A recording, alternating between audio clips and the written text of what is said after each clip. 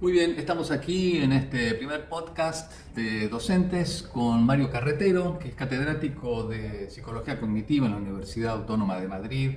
También es docente en la Facultad Latinoamericana de Ciencias Sociales, la Flaxo.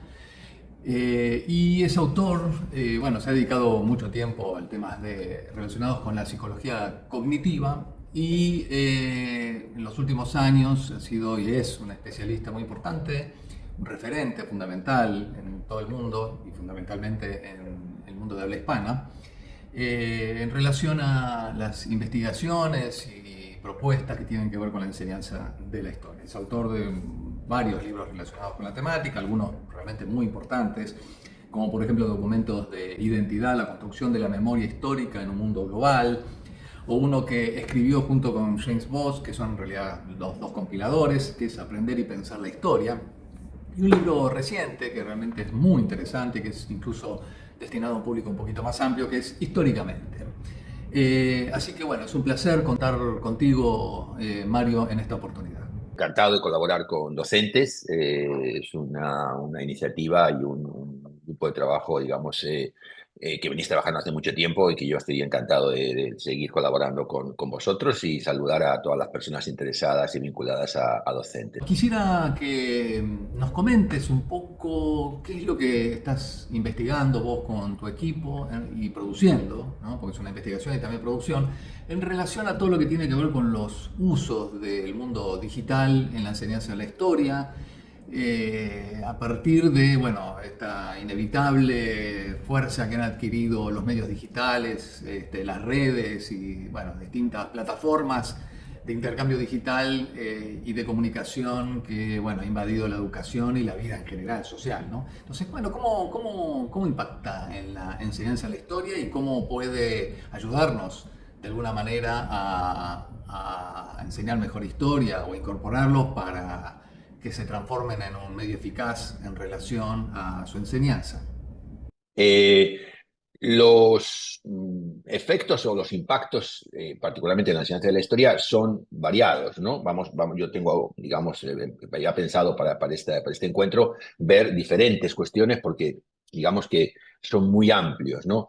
Y son muy amplios, ¿por qué? Bueno, porque en realidad, como estamos comentando, la llamada revolución digital supone definitivamente la entrada en otra etapa de la humanidad. Esto es muy importante tenerlo en cuenta, ¿no? Es decir, que eh, muchas veces uno no se da cuenta porque, digamos, en el cotidiano los avances son pequeñitos, pero si uno compara la situación, digamos, lo que era la relación de cualquier ciudadano o cualquier ciudadana con el ámbito cultural, sea el de educación o fuera de la educación, en el cine, en cualquier otro lado, en su vida cotidiana, lo compara, ya digo, con hace, no sé, 5 años, 10 años, vemos que los cambios han sido verdaderamente tremendos, ¿no? Y se anuncian, por supuesto, muchos más cambios, ¿no?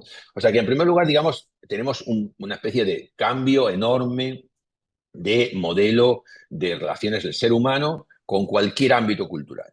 Las discusiones que está habiendo hoy en todo el mundo acerca de el control o no control que tienen las grandes compañías como Facebook, antiguo Twitter o X, TikTok, etcétera, sobre el contenido de las informaciones. Justamente, por ejemplo, ayer o antes de ayer se comentaba que Facebook va a dejar, digamos, de controlar un control que hacía en realidad muy pequeño, ¿no? En realidad un control muy mínimo, pero ese lo va a dejar de hacer con respecto a la veracidad o no, o posible veracidad o no de sus informaciones. O sea, esto ya da totalmente pábulo a fake news, a mensajes de odio, etcétera. ¿Y esto tiene que ver con la enseñanza de la historia? ¿Qué pensás?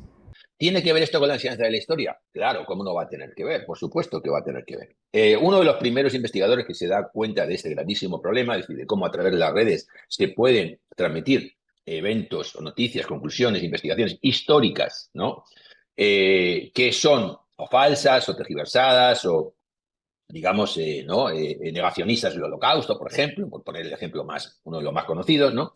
Y que se da cuenta de que esto realmente es un problema, es el investigador muy conocido en el ámbito de la enseñanza de la historia y colega, y en este caso particularmente amigo, con el que yo he colaborado, he tenido estadías con él, etcétera, que es Weinberg, Sam Weinberg, posiblemente uno de los investigadores más influyentes a nivel internacional en este campo. Él se da cuenta de este problema y hace ya 10 años aproximadamente, los interesados lo pueden ver en la web de Stanford. Si buscan Stanford History Group, van a encontrar ahí todos los trabajos de Weinberg. Él se da cuenta de este grandísimo problema y empieza a investigar cuáles son las estrategias de, digamos, contrastación o verificación de datos o de conclusiones de los trabajos de carácter histórico y social, algunos también de carácter no solamente histórico, sino social, en alumnos y ciudadanos de Estados Unidos. ¿Y qué concluye? Bueno, sus conclusiones, ahí que tiene, no sé, fácilmente media docena o una docena de artículos en revistas de gran prestigio, sus conclusiones son bastante demoledoras, ¿no? Sus conclusiones son bastante asustadoras, porque muestra que, digamos, no solamente alumnos y alumnas, sino incluso personas de un nivel cultural medio, medio alto, realmente no someten la información que leen en Internet a una, digamos, en este caso, ya digo, de carácter histórico-social, a un análisis, digamos, de cuáles son los criterios de veracidad, etc. Entonces, bueno, esas investigaciones son interesantes porque a su vez dan pautas de los errores que se cometen. ¿De acuerdo? Justamente sus trabajos son los trabajos que llevan a instituciones importantes en el mundo, como el Consejo de Europa y otras, a emitir recomendaciones acerca de cómo la llamada alfabetización digital debe instalarse como un objetivo educativo importante en las escuelas, ¿no? En este caso, aplicada a los contenidos históricos, ¿no? Pero, por supuesto, también podríamos decir que debe instalarse en general. Es decir, en definitiva, al vivir en una sociedad donde una parte muy importante de los contenidos el alumno, la alumna los recibe, digamos, vía Internet, plataformas, etcétera, entonces ese problema se convierte en un problema, digamos, prioritario, ¿no? Bien, ese es uno de los problemas entonces, ¿no? El papel que juegan las redes, Internet, en la visión que tenemos del pasado. Lo que comentábamos antes tiene que ver con cuando el alumno o la alumna se acerca, digamos, por decirlo de alguna manera, espontáneamente a interesarse por un tema, ¿de acuerdo? Y entonces capta información, como estamos diciendo, que en muchos casos es inadecuada. Pero frente a eso, tenemos plataformas que se han generado ad hoc, que sí que se han diseñado para que el alumno vaya a ellas y ahí encuentre una información de carácter histórico, organizada, estructurada, y que le suponga un aprendizaje, bueno, en primer lugar, por supuesto, sobre cuestiones que sean, digamos, veraces, que no estén falseadas, y además también que estén organizadas, claro, que estén organizadas didácticamente para que eso produzca un aprendizaje. El organizadas didácticamente para que eso produzca aprendizaje es también muy importante. ¿Por qué? Porque, claro, lo que antes era el papel, el libro, la búsqueda de una determinada información, por ejemplo, yo qué sé, en las calles, en el patrimonio, en un museo, ahora es una búsqueda digital, ¿no? Es decir, ahora la puede estar haciendo el alumno, la alumna, sin moverse de su casa, digamos, sin moverse de su escuela. Entonces, generar plataformas que propongan no solo contenidos, como digo, veraces, sino también reflexivos, ¿no? Hay que tener en cuenta que muchos temas históricos, digamos, no tienen una única explicación válida, sino que generan o están vinculados a un proceso de reflexión, o sea, un proceso de crítica, de interpretaciones múltiples, ¿no? De visiones diferentes, ¿no? Esto pasa mucho con temas históricos. Hay que recordar una vez más que la historia o los historiadores, la investigación histórica, no tiene una respuesta para todos los problemas que se plantean sobre el pasado. O sea, dicho de una manera rápida, hay cosas que sabemos sobre el pasado y hay cosas que no sabemos, que seguimos investigando.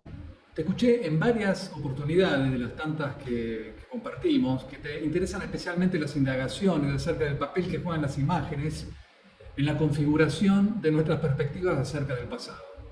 Creo, si no me equivoco, que es, digamos, más o menos en esa dirección, que uno de los primeros que se da cuenta de la enorme importancia de la imagen en el cambio de la cultura del siglo XX es Giovanni Sartori, es el gran sociólogo y cientista político italiano Giovanni Sartori, ¿no? Él tiene un libro, es un librito muy pequeñito, pero yo lo recomiendo siempre porque aparte de ser un libro encantador y súper lúcido y sencillo, es un libro de una gran, digamos, originalidad, ¿no? Porque se llama Homo Videns. Puede que algunos personas que estén ahora escuchando esto lo recuerden. Es un libro, si no recuerdo mal, de los 90, a finales de los 90.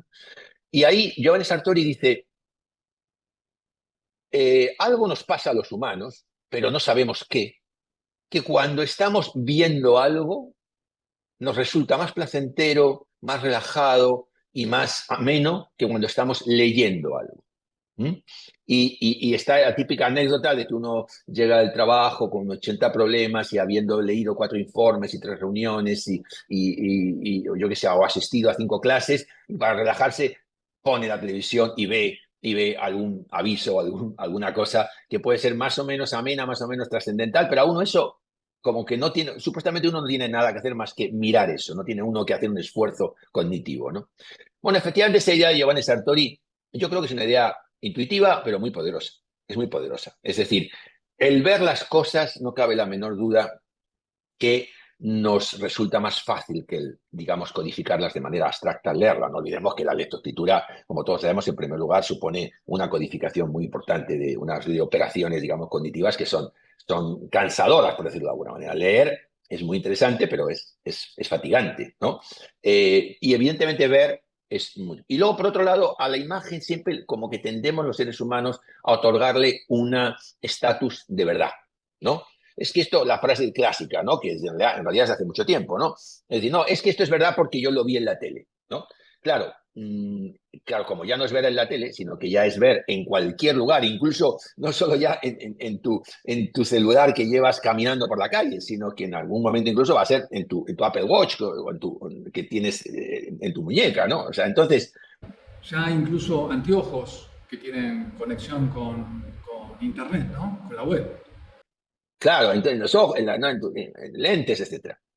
Claro, ¿qué ocurre? Que sin duda ninguna, esto le otorga a la imagen y a toda la producción audiovisual un poder impresionante.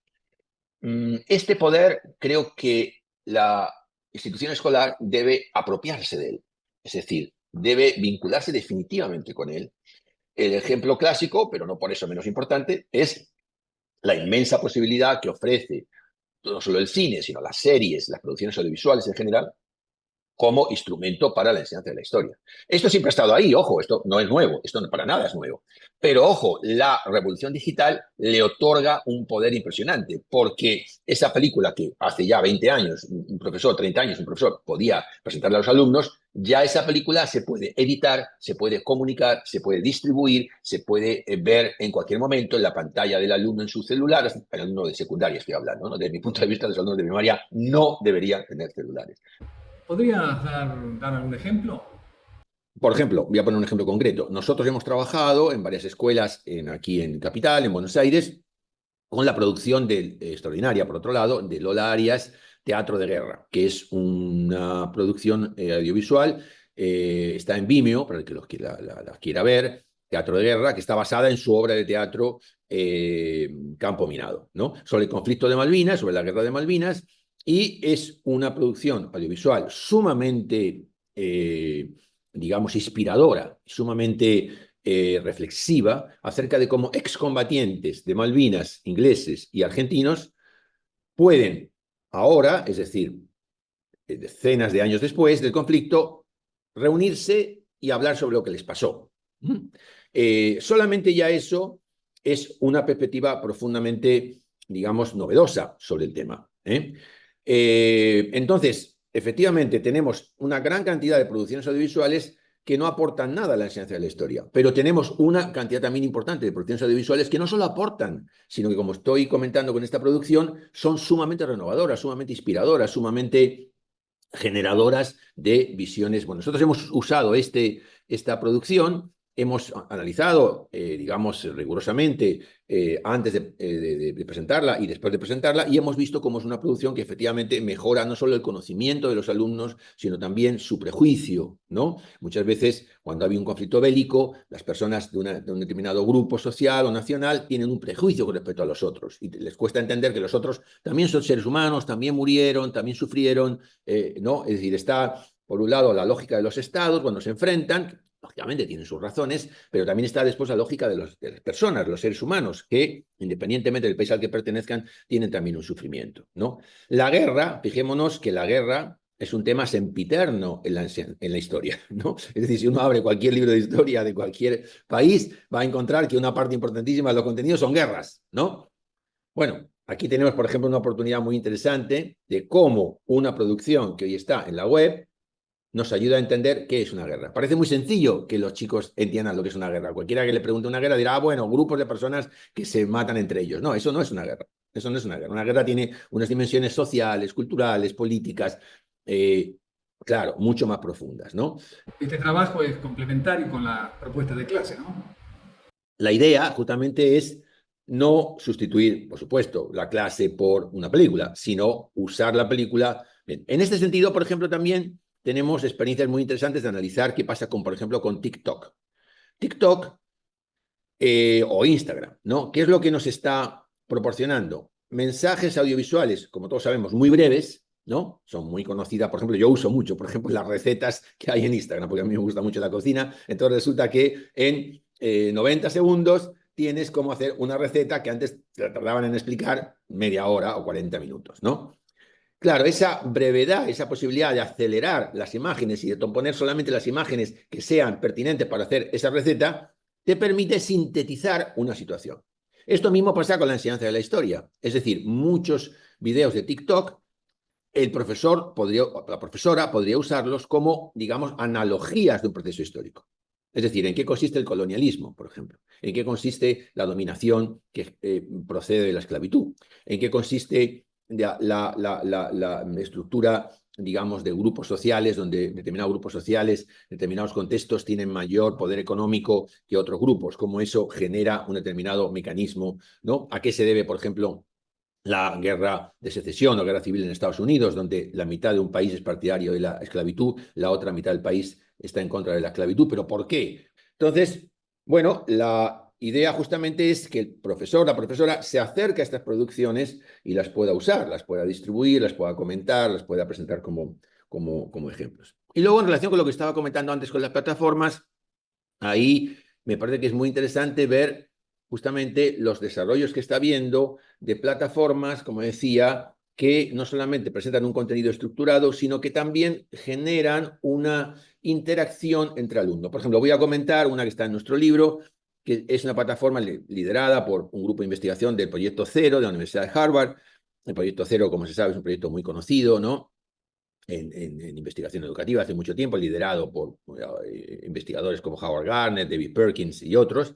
Y ahí nosotros tenemos una colaboración con ese proyecto, donde esta plataforma que dirige la investigadora Liz Duraising, ella tiene un capítulo en nuestro libro, ¿no?, de la enseñanza de la historia en la era digital, nos describe cómo la plataforma que ella ha creado, que es de libre uso, o sea, es decir, que lo único que ocurre es que está en inglés, ¿no? Pero para chicos que puedan, digamos, manejar, no hace falta que sean inglés nativo, sino que tienen un cierto dominio del inglés, pueden usar la plataforma. Es una plataforma de libre uso.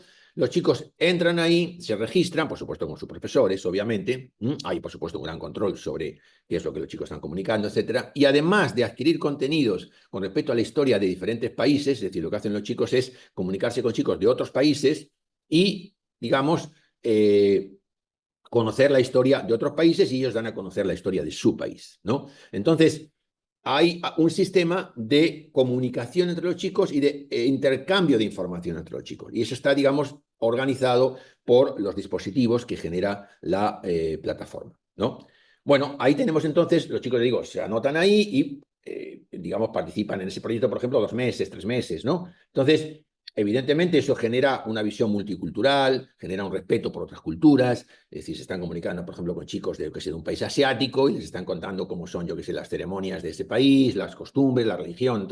Entonces evidentemente, es muy interesante comentar a los docentes, a las docentes, que existen, o sea, plataformas que ya están generadas para el uso educativo, ¿no? Nosotros mismos, dentro de nuestras posibilidades, ¿no?, hemos generado 2 plataformas. Una es pensarlahistoria.com. Pensarlahistoria.com, ahí hay 6 temas, ¿no? 6 temas importantes dentro de la enseñanza de la historia: la caída de Tenochtitlán, la colonización de América, en fin, varios otros más. Hay 5 grandes temas donde nosotros hemos generado un contenido y unas entrevistas de expertos, etcétera, y hemos presentado, digamos, un contenido histórico que pueda ser útil para el alumno. Entonces, y, digamos, tiene una estructura de aprendizaje, de actividades didácticas, etc.